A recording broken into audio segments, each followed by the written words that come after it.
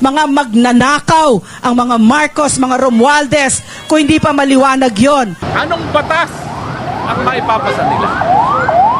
Sa ngayon, sa tinatakbo ng investigasyon, ako ang iniimbestigahan at hindi po nagkakaroon ng investigasyon para sa isang batas. At anong aking pagkakasala? Malaki masyadong bibig. Maasim ang sinasabi sa gobyerno ito.